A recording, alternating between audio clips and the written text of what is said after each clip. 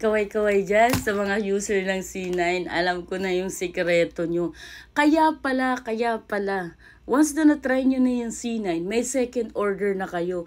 Ngayon, alam ko na. Kasi guys, di ba nga sa unang video ko, gumagamit ako nito. So dahil naubos na to, tinry ko ito. Grabe guys, grabe. 2 araw na akong hindi nakakaramdam ng gutom. Grabe ang C9. Kaya pala ang dami talagang umu-order. Sobrang, nagtaka ko eh. Sabi ko, grabe naman to mga to. Alam nyo, ang 100 pieces ko na C9, laging pagkalapag pa lang ubos. Coffee man or capsule, ay, sold out. Guys, hindi ako nagsasabi sa inyo ng haka-haka lang.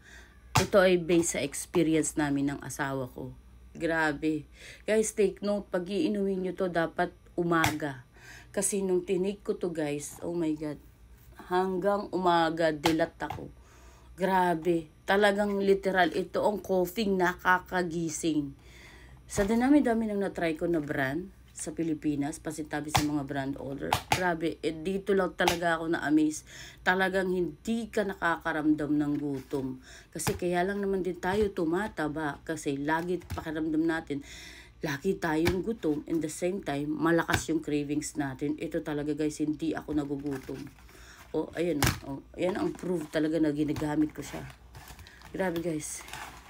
I-try nyo din, comment kayo kung ano experience nyo dito sa C9. Yun lang, salamat.